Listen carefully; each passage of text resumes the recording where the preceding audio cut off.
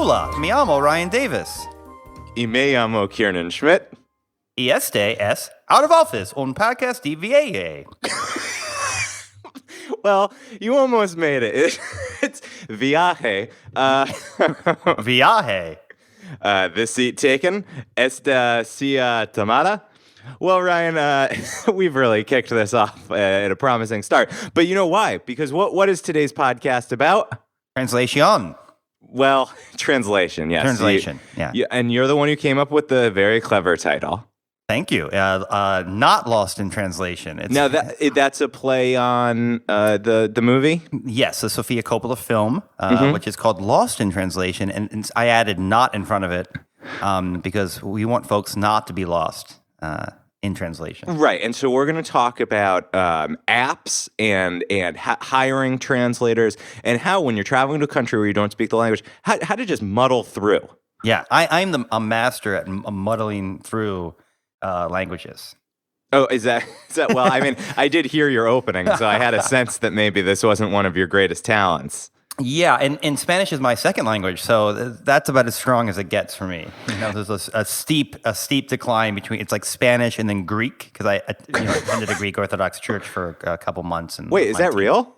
Yeah. In my teens, as a way to rebel against my Catholic family, I attended a Greek Orthodox church. What brought you to Greek Orthodox? If anything, that's going to be more conservative than the Catholics. Well, I was a Mel Gibson Catholic. I was a pre-Vatican II Catholic. So it bothered me that the Mass wasn't in Latin, and it's certainly better to have the Mass in Greek, because at least that was a language that existed in Jesus' time. Wow. And so how long did you go for this?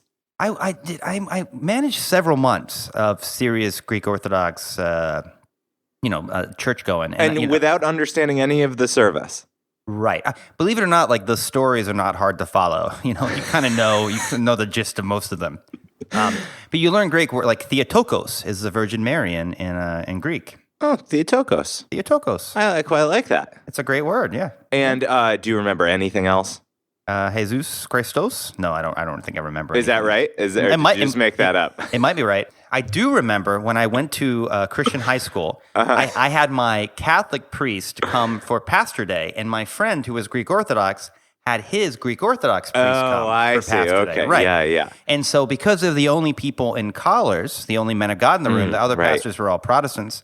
So they just looked like everyday people. They immediately looked at each other and they knew, this is a gentleman who believes in transubstantiation. And so they went and they sat with each other. So it was nice. It was like the Catholics and the Greek Orthodox, we were in the little corner in the school.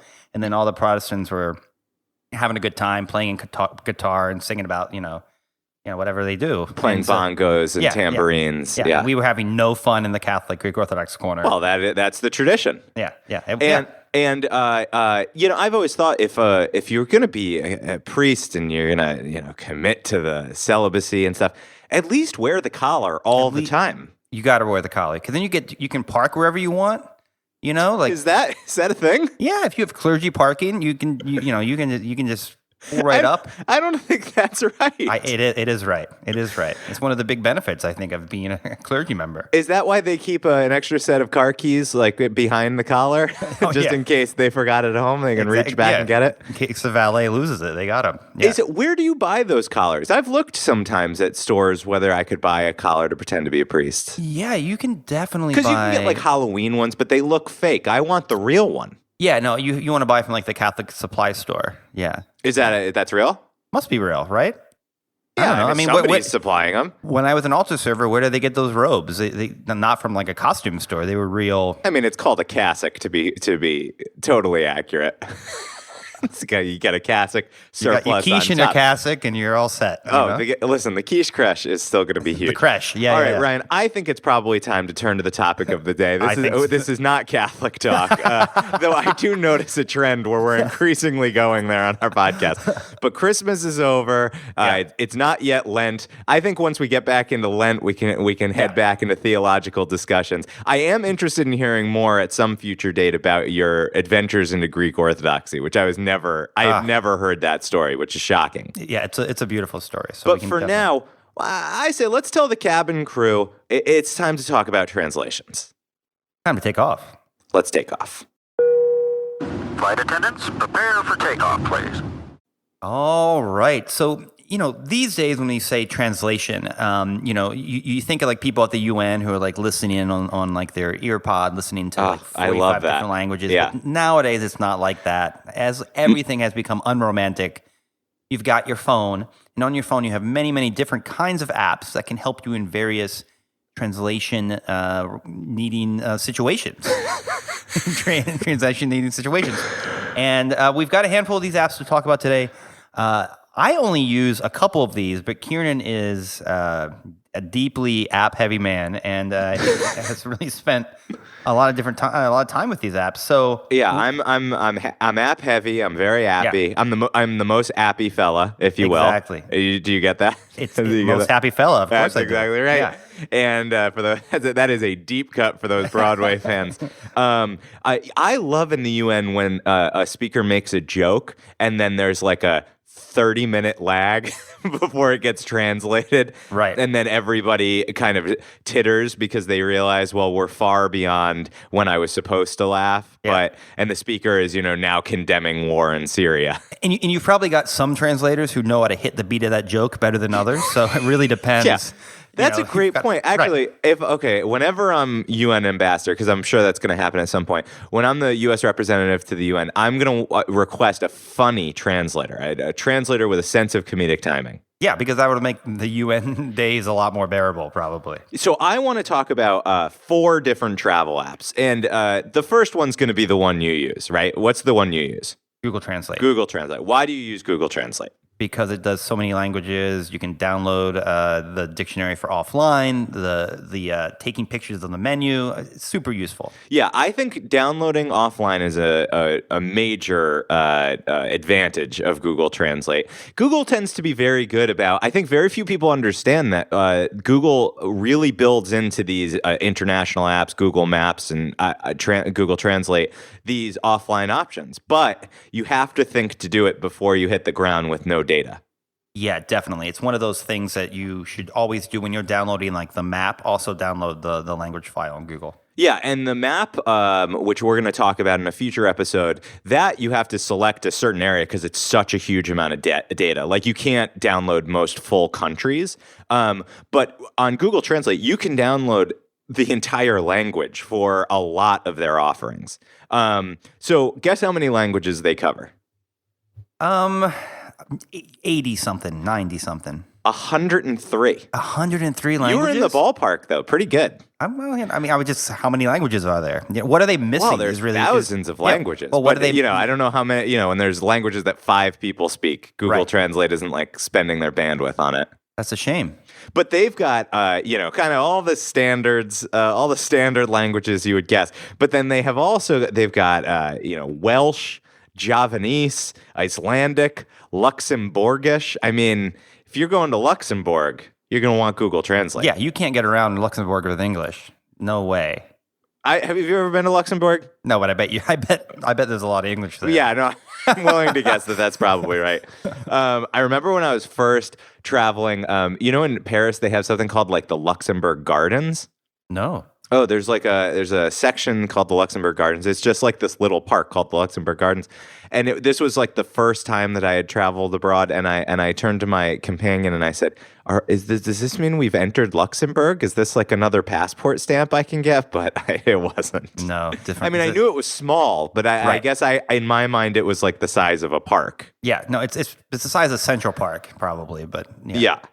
But one thing that Google is doing very cleverly is they're starting to incorporate Google Translate into other apps on their Pixel phones. Yeah, so I don't have a Pixel phone, so I don't have that capacity, but that seems super useful to me. I don't have that capacity either, but I have to say I'm getting closer and closer to it every month because I feel like Apple's making their phones like less user-friendly with each update. Like I just noticed, you know how they got rid of the earbud? Yeah. And you need that like new dongle to connect normal earphones if you don't have the Bluetooth. Now, if you don't buy the official Apple dongle, it rejects it.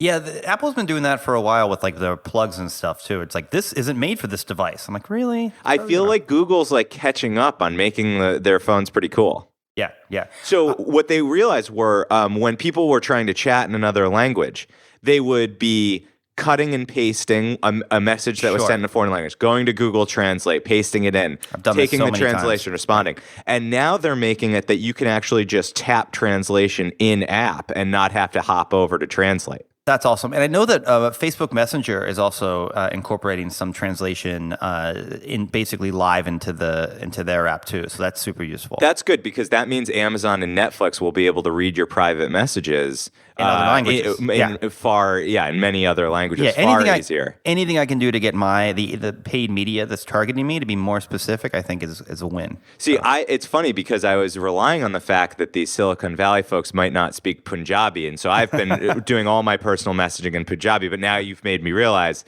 not a good idea. Well, yeah, since whoever built that application most definitely speaks Punjabi. Wow. All right. Well, I mean, so now you mentioned being able to translate video and menu. Have you actually used it for that function? Because I have not. I am constantly, so when people offer me an English menu, I act like insulted. I'm like, why would I want that? And I always assume the English menu is going to have just 3 things on it, like a hamburger and fries. A hot dog. They give you like the dumbest menu ever. You're at a Mexican restaurant. And it's beef stroganoff. Why do I want this? Yeah, so no, I definitely on Google Translate, you can just hold your phone. You can hold it above the menu, and it will translate in real time.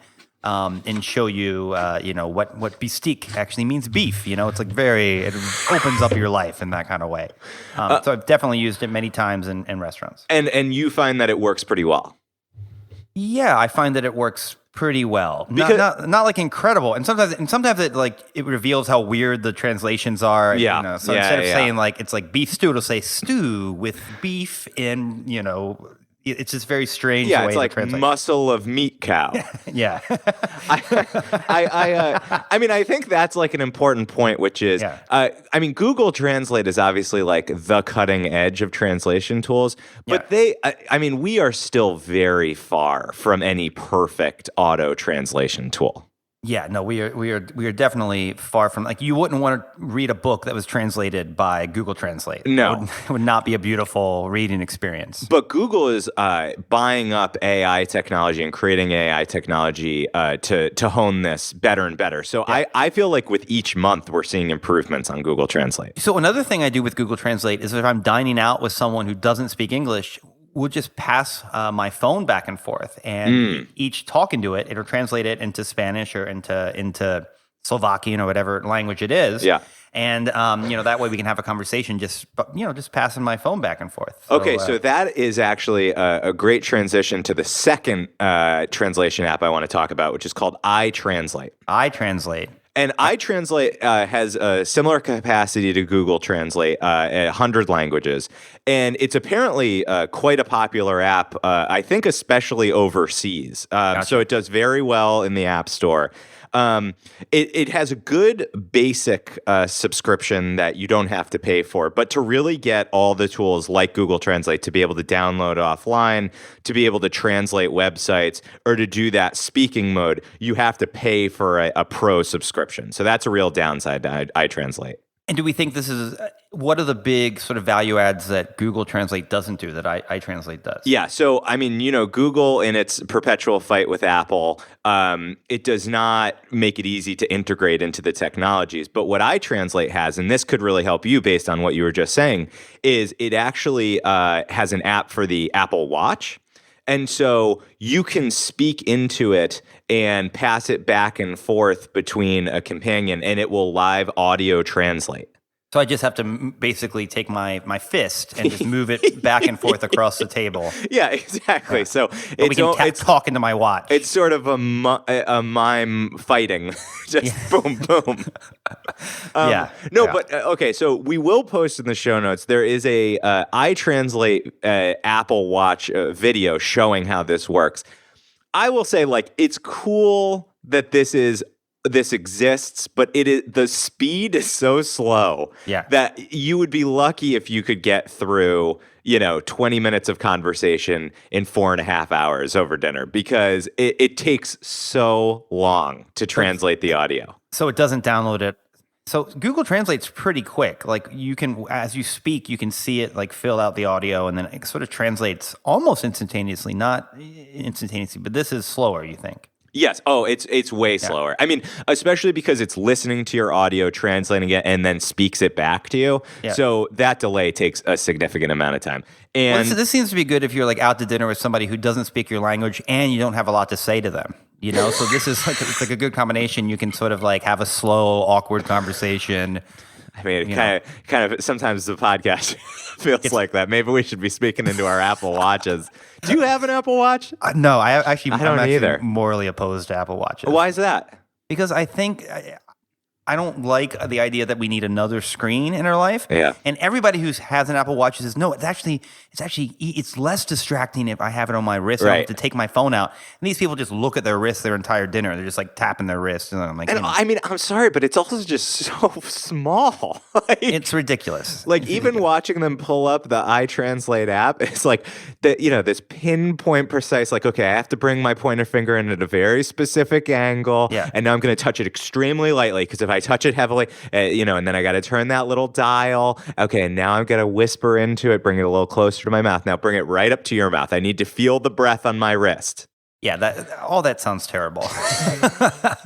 Well, if it's of interest to you, iTranslate might be the app for you. The only other thing that I think this app really excels at is it does make phrase suggestions that I think are a little ahead of Google Translate. So if there is a colloquial saying, iTranslate is quite adept at catching that or suggesting that in translation. Whereas, as you say, Google Translate can be a little bare bones. I think it's a funny idea of like an American walking around some country where they clearly wouldn't know all like the local slang and then just using exclusively local slang in conversations. It's like, wow, this guy knows all the Moldova phrases. It's like he grew up here. Yeah, I mean, it would be like a non-English speaker walking around and being like, "Hey, bub, want to get some brewskis?" Yeah, that's how. It's worse because you're reading it off your Apple Watch. So it's. I like that a lot. For me, Google Translate's still the one. But if I ever go to an Apple Watch, I'm going to give iTranslate some love, but probably not pay for Pro version. I kind of think it's crazy to think there's even still Pro versions of these things. Yeah. So why are there more Translate apps? Like, so there's we have two more we're going to talk about. Yeah. I'm just curious, like. Well, okay, so these next two, they're much narrower, they're much less popular, but they have a couple features. Like power features. Yeah, that I think are actually, they're either not offered or they're well ahead of Google Translate and iTranslate. So the next one is called TripLingo. TripLingo. Okay. And TripLingo is really meant for business travelers. Okay. So it does have more paid features, but it really focuses in on only 13 languages, okay? And so in those 13 languages, it's really top of the line, and it almost tries to be a translation app combined with a Duolingo app. So it tries to both teach you how to speak these things more comfortably. So, in the same way that it almost sounded like a native person introducing the podcast today. You're so well schooled in Spanish. Right. Like I would have thought, oh, maybe he spent some time on TripLingo because just such mastery. Yeah, no, actually, that's actually for months and months and months in Spanish-speaking countries. That's why my Spanish is so good. I mean, it shows, absolutely. Yeah. And but a couple things that I quite like about it. The first is, if you're ever in a scenario where you really, really need the translation to like go well, you can live bring in on your phone a human translator in 19 languages. Wow. That one person speaks 19 languages? Well, that's actually a great question. It's incredible. It's like Pope John Paul II will just pop in your phone and just, Oh, man. He's like the polyglot I think of. I don't know. I mean, can you imagine if we were able to just Pope in the app? Bring the Pope right into your phone? I've got a moral quandary. Call in Francis. I mean, that's an app I could download. Yeah, that'll cost more than $3 a minute, though, for that kind of FaceTime. So that's what it costs $3 a minute to get a live translator on TripLingo. But just think, if you were really in a situation where you really, really needed the translation to go correctly, that could be very helpful. Yeah, I have been in situations where I feel like my not being able to translate something is dangerous to me. So that would be good. I would appreciate that. And then it does have a bunch of little features that I feel like replace guidebooks or just needing to Google around. So, for example, it customizes its recommendation on tips in countries. So it can tell you, in this country, they incorporate 20% already. Don't leave a tip. They incorporate 10%, but you can leave 5% more if you really liked the service. Is there a sliding scale for how cheap you are? So it's like I'm extremely cheap or I'm extremely generous. Like it's like a Kiernan to Ryan. Yeah, because obviously you and I tip differently. You're like, what's the bare minimum I can tip here and get away with it? I don't know how I got this reputation. And I'm like, what's the most I can tip without looking like a ridiculous American? So like but with you, it's just like I'll just keep adding zeros until my credit card stops honoring this bill.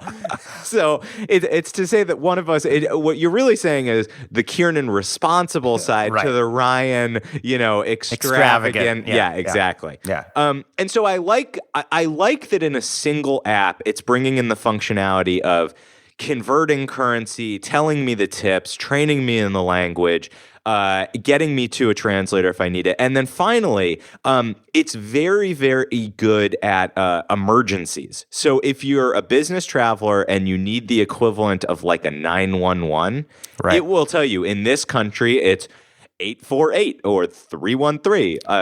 Do you need me to list more examples of other so you're having a heart attack. Number combinations? You're having a heart attack. You grab your iPhone. Got to get that trip lingo. Yeah, you who knows? It's probably on like the 5th or 6th page. So you're moving it over. You get to that trip lingo. You're bringing in the human translator. Yeah, you're going, tell him I'm having a heart attack. I think that seems like how could anything go wrong? Tell them I can taste metal. Luckily, in most countries, I think that's if a stroke. You dial, I think, right? Yeah. Is that the stroke? I've always read that. Yeah. Yeah. In most countries, if you dial 911, your phone will know that it should call the local 911. Right? That is like. Is that right? That is something your phone's supposed to do. I think you're right. It's called emergency assist. Yeah, iPhones do have the emergency number, but I did not realize. That might be faster than opening up an app and going to a feature that's probably not very prominent. Accidentally calling in the translator, being call. Yeah. Just dial 911, folks. Better yet, just scream for help. All these, more effective. Yeah, but if you don't know the word for help, you're up a creek without a paddle. There is a country, and it might even be Mexico, where they changed the emergency number to 911 because it became so popular on in media, pop culture, in media, right? Yeah. So you're never like watching media, and all of a sudden it's like 872, and it's like if you're watching like they'd have German, to translate in like 1498, right? I might have to do a recalculating, but I do believe there's no might be about it. We will do a recalculating on this. I think emergency numbers. We're going to find out whether Apple definitely calls based on your location. And this is great. We're going to come back and let you know whether it's Mexico that Ryan's thinking of. Yeah, and does it also do conversions, like money conversions, or you need an? Okay, yes, it does money conversions as well, which I think is very useful because that's something I'm frequently doing. I mean, of course, I always find a benchmark for the for the number in my head, but sometimes when you're really looking at a big bill and you want to know how much did I just blow, sometimes it's good to have it in the moment. TripLingo, basically, you don't even need to go on the trip. It does so much stuff for you. It's like you've been there already. Wow, I didn't realize they were a sponsor. I'm not sure. I don't know that we need to just give that away. But TripLingo, if you're interested, give Ryan a direct message on Twitter. So what is the next, the fourth and the final translation? Yeah, the final app, and this one I think is very cool for travelers who head out specifically to China, Japan, or Korea. Right. It's called Waygo, Waygo, Waygo. And they are extremely focused on that bit of technology that you were mentioning of Google Translate, where you take a picture or hold up your phone to live translate characters in another language. And obviously they specifically focus on Asian characters. And so they focus, you can hold it up and look at receipts, signs, menus, and it's better than your standard, all the others we've talked about at translating, especially food. So this is what you're going to use on your receipt when you look at your receipt to make sure every single item there is exactly what you ordered. That's just sensible consumerism. Right, no. I mean, I don't know. It seems like you're making fun of it. Do you know how often you're getting charged for food that didn't come to your table? I wouldn't know because I've never looked at the receipt, but I do. I do imagine No, you. because when we go out, I always pay. That's why No. you don't know. I'm just imagining you in Malaysia, and you're sitting there, and your precious, several days that you have, and you're spending a good 40 minutes making sure everything in the receipt is accounted for. I'm calling in the human translator on Triple-Lingo going, can I share the screen with you to just I feel sure that there's a soup on here that I didn't get. And your wife is like, Kieran, that's $3 a minute. This is more than the entirety of the meal. It's the principle of the thing, It is the principle of the thing. Okay, but one thing that Wago has that I think is really, really neat and distinctive is it has what they call deep translation. So if you're holding up the camera, you're looking at a menu in Japan, right? And it will show you a picture of the dish. So not just the translation, but also what you can expect to come to the table. That's an interesting. That is actually something I would use in New York because half the time I'm like, "What is this? What is this weird menu item?" I would just hold this Wago over and it'd be like, "This is what a truffle mac and cheese with pork loin looks like." I'm not sure mac and cheese is a very standard Chinese delicacy, but sure. It only works in Chinese food? All right. Fair. What? No. But as I said, it really focuses on just a few languages. This is very useful if you're traveling to specific places. When they say deep translation, I would imagine that would be for if you were trying to read, Japanese philosophy or something. You'd want to go deep. I wouldn't think deep translation would be show me a picture of, ramen. Well, it's saying that it's just one level deeper than just getting, meat cow side belly. It's we're also connected to Google Images. We can show you random images. You've hit upon another very interesting distinctive feature which is Wago is entirely offline. Entirely offline. So the entire system runs from a significant download onto your iPhone. So they download a picture of every possible food combination onto your phone. I already have that because I have Instagram, so I take, Yeah, for anyone that's lucky enough to follow Ryan, we know what he's eating every hour. Right. Speaking of which, I saw those Christmas cookies. Looked pretty good. Yeah, thank you. They were. They taste good? No. Yeah, they didn't. They looked like Christmas cookies that wouldn't taste good. They looked good. Yeah, they were mushy. So as long as you didn't touch them, they were beautiful. And then the second you touch them, you realize they were not. They were just prop cookies essentially. We should have sprayed some varnish over top of them. Yeah, shellacked them a bit. What? Wouldn't you just call those soft cookies? What makes them mushy, not soft? Well, I don't think they were supposed to be soft. They're mushy because I think the bakery just had to make a ton of cookies. We bought them by the pound. They were like, how many pounds of cookies do you want? Wow, and you're saying that they weren't high quality? Well, I didn't know that, and I don't know how much a cookie weighs. Was one cookie a pound? I have no idea. So Wait. Yeah. Have you never held a cookie?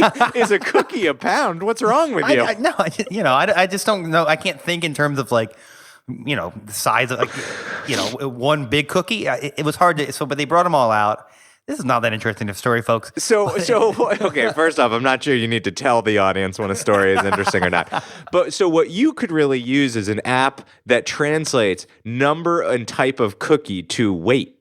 Yeah, well, when I use MyFitnessPal to track my calories, and so say I eat a chocolate chip cookie, I'll go to chocolate chip cookie, and it'll have a big list of chocolate chip cookies. Yeah, and I'll just pick the one that's the least amount of calories. Well, it sounds like I don't think that's what you're supposed to do. Actually, I think it sounds like you're really getting an accurate read on that intake. Yeah. Anyway, Ryan, so those are the main four apps that I want to talk about. Google Translate, iTranslate, Triplingo, Wago. All have some distinct features that make them good for the way that you want to travel and the technology that you have. Yeah, that's these are all, I think, and you've introduced me to at least 3 of these today, so thank you. Oh, I'm not just a co-host. I'm You're also a learner. I'm also a learner listener. Yeah. Yeah. Well, you're just lifting the veil on who does all the research. Now, Ryan, I have not had. In different countries, I have hired a driver or a tour guide, but I've never outright hired a translator who was staying with me. But I understand that you've done the human translator thing. Right. So when I went to Russia, and this is in 2003, just to let you into how old I am. Yeah. So you were in your mid-50s. I was in my mid-50s, and we hired a translator because we were going to be in Moscow and in St. Petersburg, and we were going to be going to clubs and going out, and we just wanted somebody there who could, really make sure that we could communicate with everybody around us, because this is pre-Google Translate. Like, there's just like 2003. We don't even have phones. This is pre-smartphone. Yeah, we didn't even have smartphones. So like, wow, you really none of these options. Is that the sound of all our millennial listeners deleting this from their feeds? Translator in Russia, and his name was Dima. And we found him on a website that was like to hire translators, and he stayed with us basically for the entire 2 weeks we were in Russia. And he went with us to St. Petersburg on this 8-hour train ride. I mean, that sounds like a crazy commitment to have this person with you the entire time. Well, it was really annoying because he was a nice guy, but I was with my friend who's slightly older than me, and he would go to bed at like 11, and I'd want to go out on the town, hit St. Petersburg, and so the translator would come with me, but I was like 19 at the time. So you really hired like a wingman. He was like a wingman. Yeah. But he was annoying because he kept trying to like tell me to go to bed, or like, do you really need to order another Baltica? And I'm like, what, you're my translator or my mother? Like who are you here? So it was awkward though, because I would basically have to like hit on guys through my translator. So I'd be like, Dima, he's cute. Let's go talk to him. And we would walk over, and the translator would be like, say something in Russian, and then they would look at me, and I would say something, and then I would have to assume that the translator was actually making the conversation. And did romance ensue? Sure. Yeah. And did the translator have to at what point do you dismiss the translator? So let me tell you, once we dismissed the translator, the conversation really shifted, to like a lot of like me like pointing at a candle and being like, candle, and then he would like say something in Russian, I assume would be candle. And this would go on for hours until it was finally like Marriott, Yeah. So you're actually reminding me. I did have a translator when I went with a grad school group to Malaysia. And he went by the name Happy, and he was kind of an all-around guide. He knew the history. He was your driver, and he was also a translator. And he also suffered from that sort of babysitter mentality, where like we would be like, we want to go to this restaurant. He'd be like, no, that food is not going to agree with you. I'm going to bring you to this like tourist restaurant. It's like right next to the McDonald's. They use the same kitchen. You'll be much better there. And then eventually we started to try to avoid incorporating him into our travels, even though we were actively paying for him. But it was like I'm really paying you to leave me alone. Yeah, that definitely was the case with Dima. By the end of the trip, I was like super frustrated with him, and my friend, who was never with him at night, was just like, why does Dima annoy you so much? I'm like, you don't understand. You're like, have you met Dima? The second you go to bed, he becomes my father. It's like I don't even get to do what I want. So what do we think is a better way to hire a translator? Because I do think it probably is similar to trying to cast the perfect travel companion for going on a trip. I think it's best to hire a translator for very specific activities. Like, okay, we're gonna have this day. We're gonna go to this museum. We're gonna see this historic house, and we'll have the translator with us who will help us navigate these things. Who hopefully knows about, but not have the translator the entire trip, the entire time. Not have them staying in the hotel room next to you. I'm 100% with you on that. I like the idea of also if you're in a country where you feel that you're going to need a translator every day. Max with one translator 2 days. And maybe this guy full of commentary too. I don't even know that he was translating me accurately. Like he'd be like, I don't want to say that, and he would just say something else. This American boy should be in his bed. I mean, he was probably pissed that you were making him stay out. Well, I mean, no, I think he wanted to hang. I think he thought it was fun to hang. Do you think he was jealous? Do you think there was maybe a certain romance between you and Dima? I think that Dima had maybe thought there could be a little romance, and probably was, not.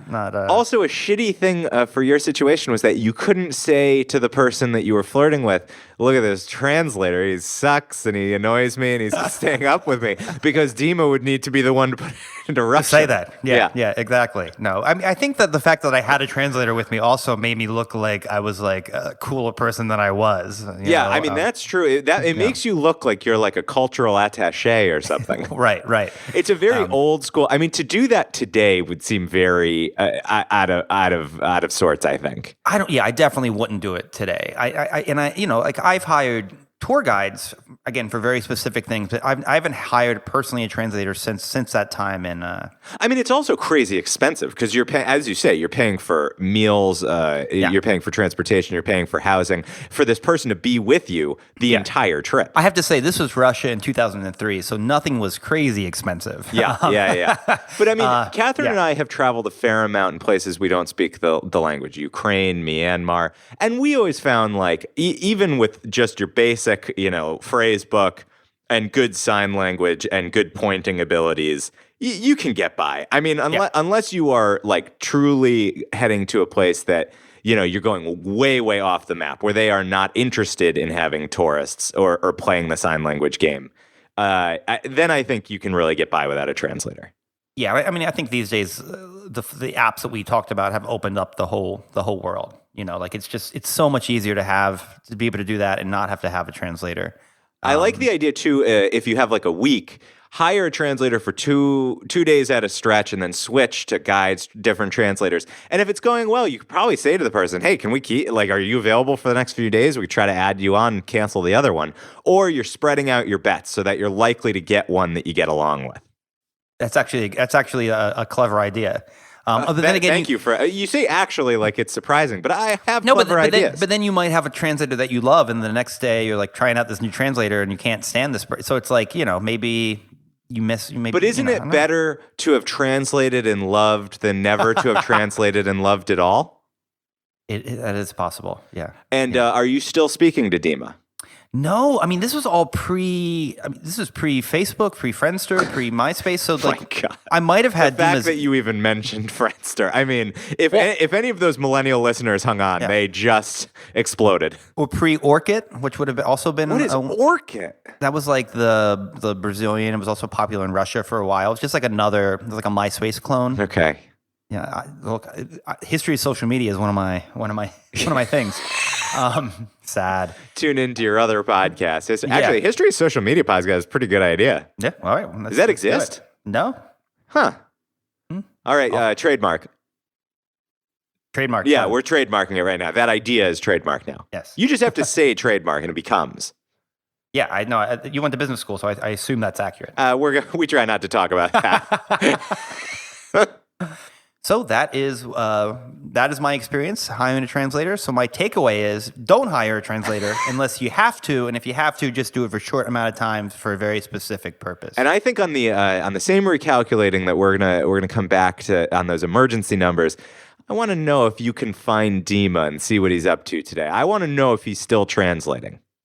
I have looked for someone that I met on that trip and been unable to find them. Well, listen, we have much better relations with Russia today. So that's true. Dima, if you're listening, Dima, send me an email. Shoot out. Reach out. And you can use Google Translate to understand it from the Cyrillic. All right, Ryan. Well, he speaks English. That's how he was translated. Oh, right, of course. Woo, have you paying attention to the story at all? All right. Yeah. All right. Well, Ryan, I think it's time to head on to the last stop. The last stop. Ladies and gentlemen, this is the last stop on this train. Everyone, please leave the train. So, for my last stop today, I read this great story in Vice magazine's Munchies, which is Vice's foodie joke. I think it's actually a marijuana joke. Vice never change. But I read this great article.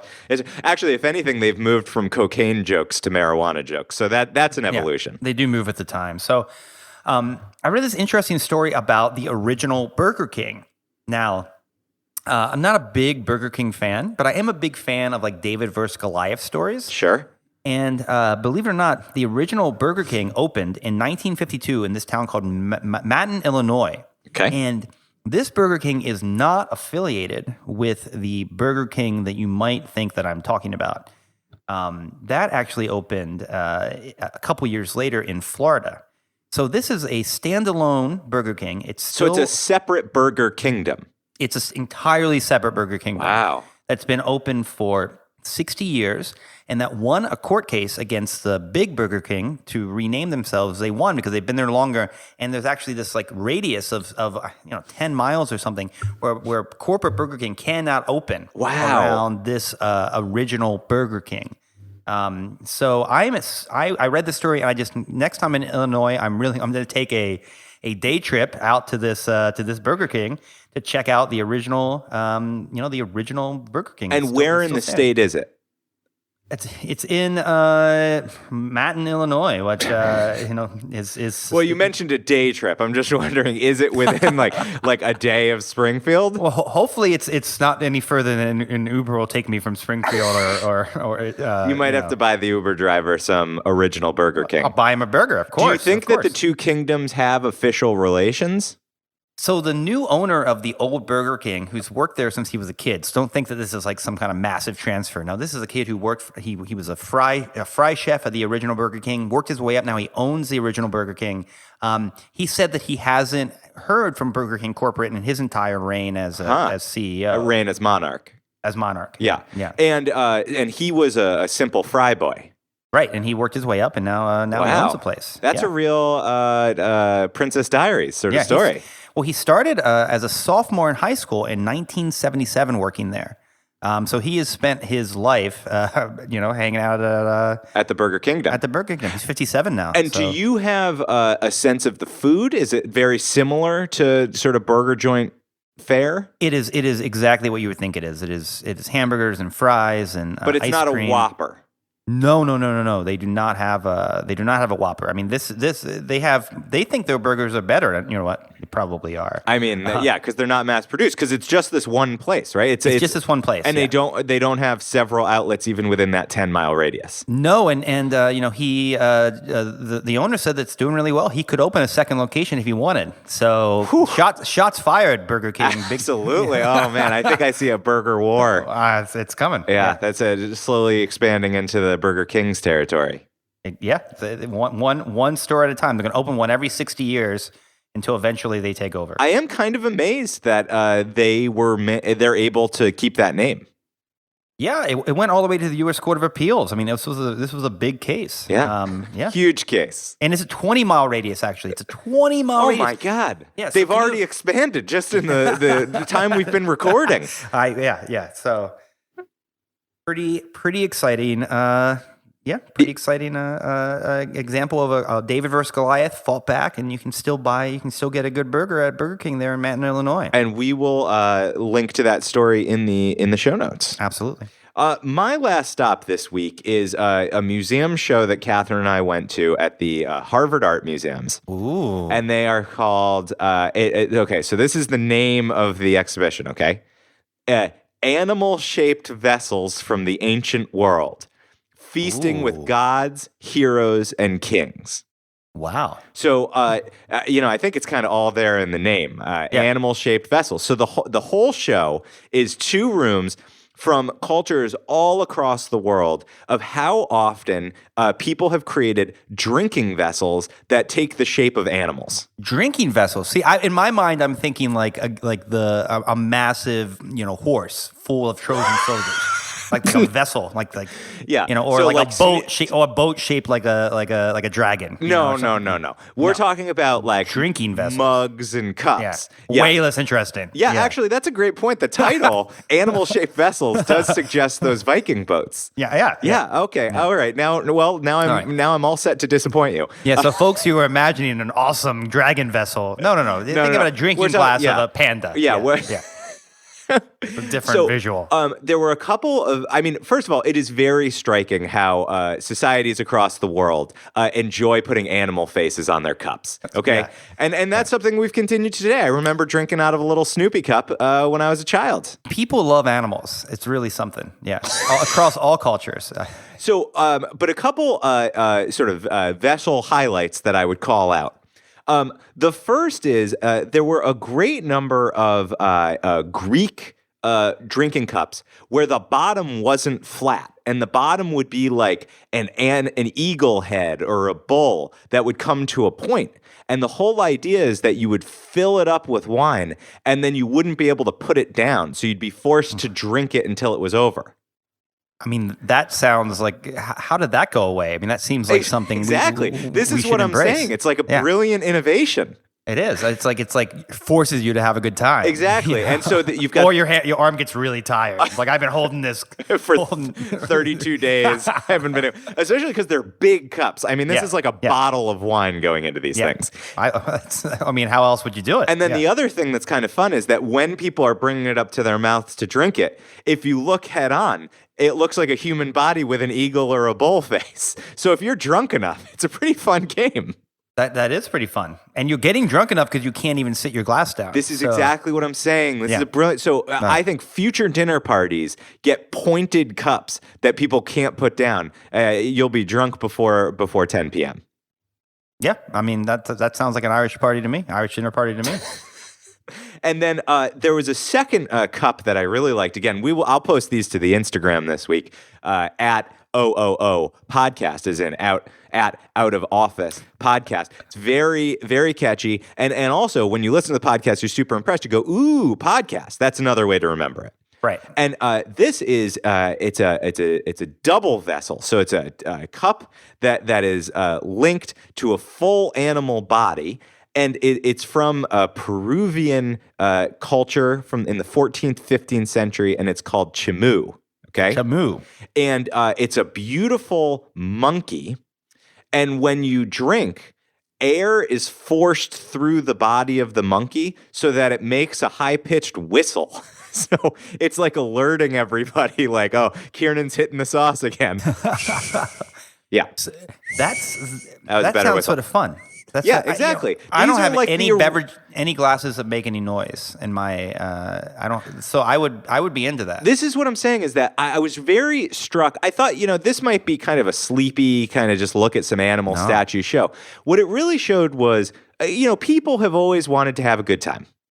And drinking has always been a big part of that. And having these fun, ridiculous, festive cups with all these different playful features, it felt like a real connection between the ages. Yeah, I mean, it sounds like something you would have if you were like, you went to a college party in Ohio State right now. There'd be somebody drinking out of a big mug that looks like a bear or something, right? So.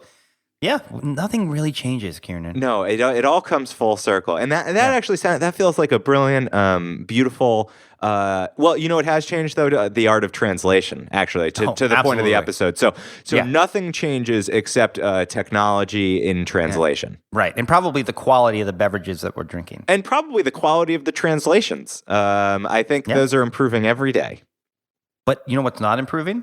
What? The glasses that we drink our beer out of. No, I think sounds to me like they're not I think we've gone backwards on that front, and it's time that we as a society stand up and demand cups that we can't put down. And cups that hold an entire bottle of wine, because I get so tired of going back to the bottle over and over again until I finish that up, Absolutely. If I couldn't set it down and I just had a whole bottle in there. Or you had a giant cup that you could just empty the entire thing. Yeah. In the meantime, I've seen you're often drinking out of pitchers. It's very sad.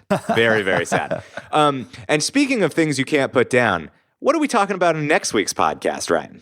Next week, we are talking about how to craft the perfect out-of-office message. So we're getting right to the title. This is the episode you've been waiting for. We decided till the 16th episode to tackle the topic. We assumed for 15 episodes that folks knew how to do this, and then we've gotten all this feedback that people are just not sure what they should be putting in their out-of-office message, how to craft one that impresses your colleagues, makes them jealous, but also makes it look like you love your job and you want to make sure that you're leaving for your vacation and not leaving anybody in a lurch. And how do you strike that right balance between asserting, leave me alone, I'm on vacation, I'm out of the office, but also like, yes, I care about my job and like, don't hold this against me, but I'm not going to answer.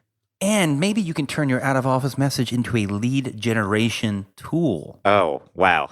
That sounds pretty boring. We might cut that part. So until next week, I'm Ryan Davis. And I'm Kiernan Schmidt. And this is Out of Office, un travel podcast. Oh, God. You remembered the word for A? Is he taken?